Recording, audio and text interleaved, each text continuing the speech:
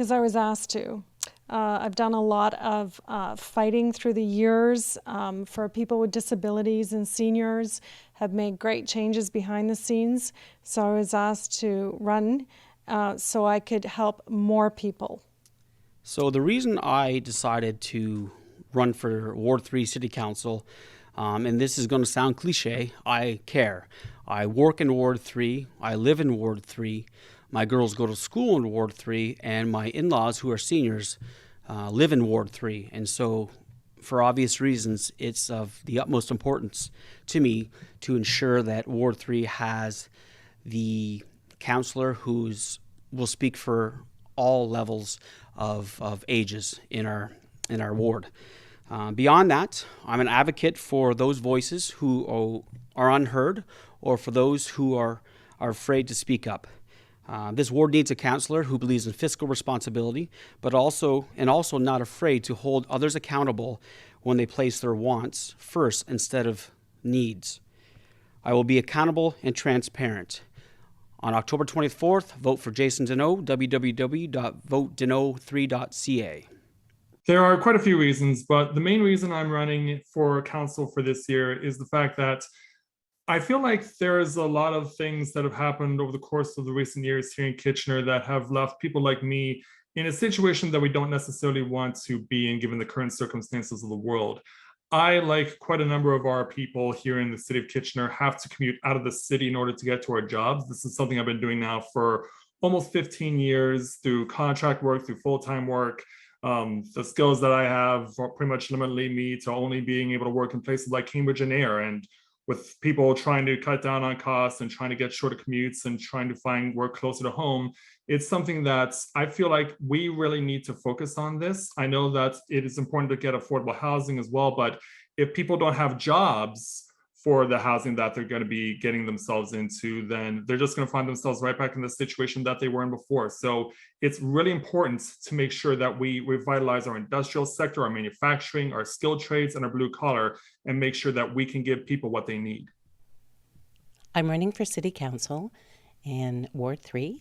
It's my home ward. I've lived here for about 50 years, and I love my community, love my city. I'm a big community supporter. In fact, I've sat on many boards locally, different not-for-profit charitable organizations, and helped to raise a lot of funds for our community. And I just love the fact that our community always gives back. Neighbors helping neighbors. I am at a time in my life right now where I feel I can contribute to that in a different way than I have previously. I look forward to being your voice in Ward 3. I want to know what your issues are. I know a few of the things that I'd like to focus on. Certainly our housing issues that we've got facing us, our food insecurities, our responsible growth and development moving forward. And I just hope that I can be your voice in Ward 3 this fall on October 24th. Well, the reason I'm running for council is because it affects everything in our lives. I'm a local business owner. My family is here. My home is here. What affects this city directly affects those I care most about in the world. Now, we have a great community, but things in this city are starting to backslide into forgetting about a large portion of our population, our working families, our seniors, our poor. No one in this city should have to choose between a roof over their head or food on their plate, let alone transportation. But that choice is being forced on us every day. The average single-bedroom apartment now goes for $1,800 a month. It has to stop. Now, through volunteer work, I've helped raise money for and work with Food for Kids, Corise Mental Health, Lutherwood, and those experiences have been very eye-opening for the level of need in our community, and that's why I'm here. Also, I think my family is pretty sick of hearing me complain all the time after dinner, so that's another reason.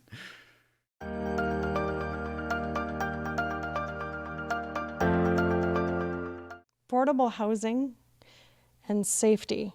Number one is affordable housing and winter maintenance. But affordable housing, we have some, 15 people to a 2-bedroom apartment and people living in tents, and it's inhumane. So I've been knocking on doors for the last couple of weeks, and beyond the obvious of lack of affordable housing, which is across the whole region, issues in Ward 3 that have been pointed out to me are speeding down various roads where there used to be traffic calmers, and there are no more speed bumps or traffic calmers, as you say. Absent landlords or slash homeowners, and why people are concerned about this is because the amount of rentals that are now coming into our community, the renters, they may not keep with the uptake of their lawns or their flowers or the area in around their homes. And so many concerned neighbors who have lived in our area for 40, 50 years are bringing this up to me at the door. Another one that has been talked about is the redevelopment of Wilson Park and the removal of all those big trees and mature trees. I think one of the most important issues, in fact, I would go so far as to say the most important issue, is the environment. It has become, in recent years, a literal wasteland here in Ward 3. You cannot go 5 feet without seeing a whole bunch of litter thrown down by someone, whether it's in the middle of the street, on someone's property. And it ranges from small stuff like the classic doubles and empties to big stuff like abandoned shopping carts from places like Fairview Park Mall. These things are really prolific and really prominent.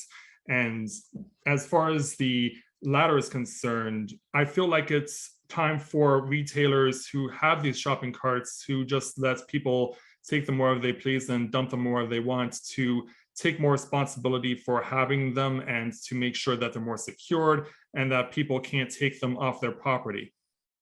Ward 3 is a very diversified ward. We have a great mixture of housing and ethnicities within our ward. We're very lucky that way. However, with that, we do tend to see different issues arising. Certainly in the Kingsdale-Vanier area, we have a lot more immigrants here, a lot lower income housing and lower income economic needs, which causes for food insecurity. So I would certainly like to make sure that no one goes hungry and no one goes homeless. In doing so, we could work together with a variety of governments and other organizations in town to try and overcome some of those. I know in our Deer Ridge and Hidden Valley areas of our neighborhood, they look at some other things perhaps as issues, being environment and growth and development, and needing to take a look at how we can sustainably and responsibly look to move forward into the future. Well, Ward 3 is incredibly diverse, so pinning down one issue wouldn't be fair to a lot of our voters. So I've been knocking on doors in our ward, and people from Vanier to Wilson to Fairway over by me, well, we're talking about affordability issues and feeling safe in our neighborhoods. When I'm out speaking with people in Deer Ridge and Fallowfield, we're dealing with issues of traffic and neighborhood safety, as well as sustainable growth in the area and a lack of city amenities.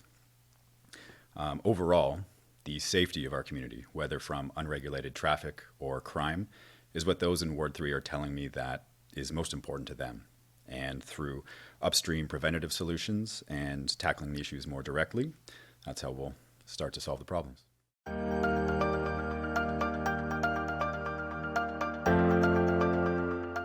I think we need to reach out to all levels of government, and we all need to meet with each other and discuss these issues in person, and have meetings with the townspeople, with our ward, and let them give us some ideas too, right, to help out. Right. So as far as intensification within the city, the city plays a vital role in making sure that the needs of the community are met, but also, the buildings that are being put up also reflect the community in which they are being put up. We also have to hold developers responsible for building appropriate housing, affordable housing, for all various levels: low income, middle income, and higher income. As far as intensification, the benefits that arise from actually having an intensification program or project are far greater than any urban sprawl that you may see some people wanting to do. Intensification, that's why we built the LRT, is to get people around the city to build our core back up to what it used to be. Well, as mentioned before, we will need affordable housing, but unless we have more places for people to work that are better suited to the skill sets of people who have to commute out of the city, it won't really amount to very much, because in a time when we're trying to encourage sustainability, reducing our carbon footprint, that sort of thing, it doesn't really amount to much if people have to commute out of the city, spend more, put more carbon into the air. So we need to focus on not just the affordable housing, but ensuring that anyone with any type of skill or ability, whether it be in the tech sector or something more hands-on like in manufacturing, to be able to get a job so that they can be able to not only live where they are in their hometown, but also be able to work there too. We're very fortunate as citizens of the City of Kitchener in that our City Council currently has taken the bull by the horn, so to speak, and has created some organizations to look at housing issues and those insecurities surrounding that. We need to continue furthering those developments and talks and get things up and running. I know we are also very fortunate that we have had some funding promised to us from the federal government, which should work to our favor, hopefully. And just looking at all of those items and continuing to move forward, I want to look at some proactive sustainable solutions versus being reactive all of the time. We know that this issue is not going away. We know that we all have to work together. We've got to come up with some strategies which will help to improve the issues that are facing our community currently. Right. Well, the municipality plays a vital role in how our city grows. So I've had the opportunity to chat with current councillors as well as community leaders, and right now development is a struggle. So we need to ensure that further development focuses on the missing middle, which is 2 to 3 bedroom family homes, so that we do density right. Much of current development is focused on single bedroom or single family homes, which will only contribute to higher rent as well as urban sprawl. So to do this, we must take proactive steps. UW professors have stated ideas such as seeking out and working with developers to create templates that are pre-approved by the council that can help cut through some of the administrative time for faster builds, ensure adequate family housing, and ensure housing development addresses our needs and builds housing that fits appropriately into our current neighborhoods. It also ensures we maintain the excellent culture and heritage that Kitchener has.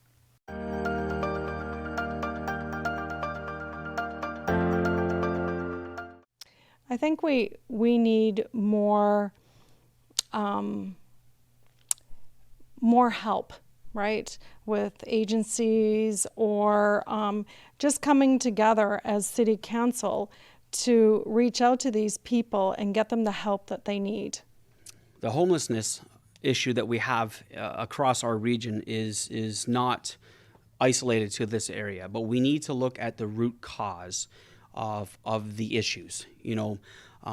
Lack of affordable housing, job loss, addiction, mental health, childhood trauma. These are all factors to where people end up not living on the street. And so we have to provide the resources, community supports, nursing, counseling, addiction treatments to the people, to these individuals. We have to bring it to them as opposed to expecting them to bring it to us. And so while it is a regional issue, I believe the city plays an important part of looking for more affordable housing for all of our citizens, those who live in tents and those who don't.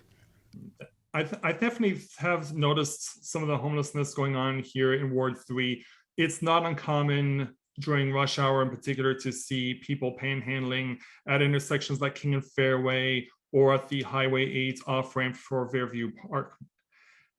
For a situation like this, we do want to help the homeless. We want to get them off the streets as much as possible, but it doesn't really mean anything if they can only just get into affordable housing area and get government supports. I've been contacted by a lot of activist groups who are very much only focused on those things, but aren't seeing the big picture, because it's not enough to just get them off the streets. You need to put them in a situation where they can stay off the streets. And so my plan is to not only encourage more employers to get people who are currently living in shelters the opportunity to get a job, but for those who do so, for those who do hire people who currently live in shelters, give them an opportunity to have like an exemption in their property taxes, give them a bit of a cut, also help them in other ways. So especially when small businesses say they need help with employment, to give them those sorts of things so they can stay open for as long as possible. Homelessness and encampments are certainly not something that is just unique to our region or to our city. Looking right at our capital, a number of their shelter systems that they have in place are right downtown. So we do see that the needs of individuals that are facing homelessness, whether it is just through the housing crisis, not having enough low-income housings or geared-to-income housing, perhaps there's mental health issues or addiction issues. These are all things that make people homeless. People don't typically want to be homeless. There's reasons for that. We as a city need to certainly be empathetic, but we also need to look at ways that we can help these citizens. They are vulnerable, they are needy, and certainly some of the issues that have faced us with these encampments continue to sort of put, I guess, that rough spot on the city.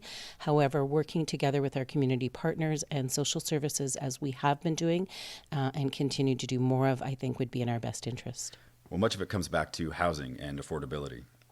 Broadly speaking, we need to find a way to ensure that the encampments are temporary. But I think it's important to work with the region and address the immediate concerns, such as the safety of the surrounding neighborhoods and businesses, which are currently being damaged and are also suffering, as well as the safety and health of those in the encampments. So working with the region to facilitate managed encampments to cut down on crime and property destruction in the short term, and more upstream options like accessible, affordable housing and regional addiction services in the long term is going to be an important part of council decisions going forward.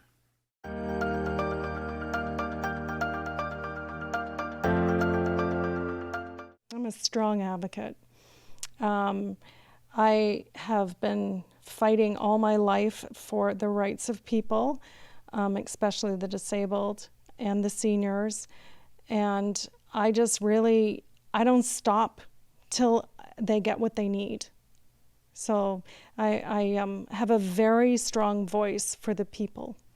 So I've worked in healthcare for over 20 years. During that time, I was a union workplace rep while also the chair. I've been able to sit down with MPPs and MPs advocating for improvements in our long-term care sector, fighting for a pharmacare program across the country, fighting for a national child care program. And so I have the ability to sit down with others who may not agree with me, but be able to have a conversation and try to figure out how we can improve the lives of just not my community, but overall everybody in the city, everybody in the region. And so, you know, sitting down with an MPP and MP is not an easy task, but we have to remember, and I always remember, we're just, you know, people with a title. That's all we are. And I will always go back to that. I'm just a person with a title. Thank you. Well, I have a little bit of leadership experience in my own, and I've been involved in various volunteer organizations, not just in Waterloo region, but also had the opportunity to volunteer in places like Hamilton and also at the Olympics in Vancouver. So I've had the opportunity to develop leadership skills in my volunteer roles, including being the chairman of my church's volunteer group in Elmira, which I was for 4 years.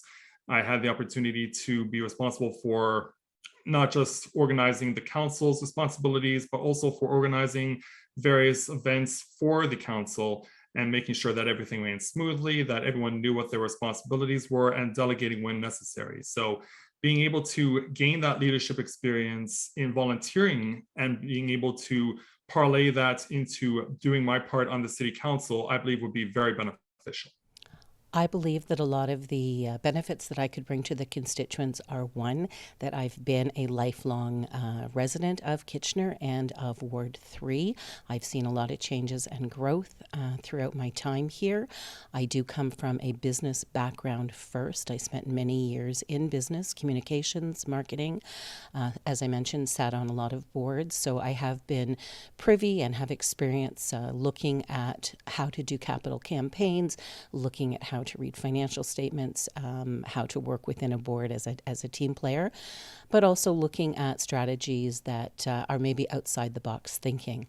I recently, within the last 10 years, have been teaching, and that certainly has also given me a lot of qualities, since the nature of my job is somewhat having great flexibility, dealing with a lot of different ethnicities, also dealing with just a wide variety of personalities and people and their styles, learning how to coordinate and complement them to reach all of our strengths, I think, is something that would be beneficial to the residents of Ward 3 and City of Kitchener. First and foremost, as a local business owner, I have a very practical view of helping run the city through that lens, which includes practical problem solving and fiscal responsibility.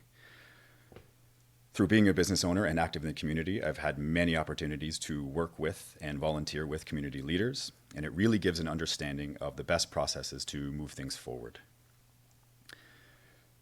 Through the last couple of years, it's been hard for all of us. As a business owner, with each lockdown, it felt like the wind was knocked out of you, that you couldn't do it again, that it would be easier to give up. But it didn't. My team and I didn't give up because that wasn't an option. There was no help, there was no one to blame and no one to pass the buck to. It wasn't if we would succeed, but how. And by always moving forward, by always finding the how of every challenge, setback, and struggle, we survived. I want to bring that same spirit to the council. I want to see the city thrive. I want to find the how to ensure the city continues to rise to its potential.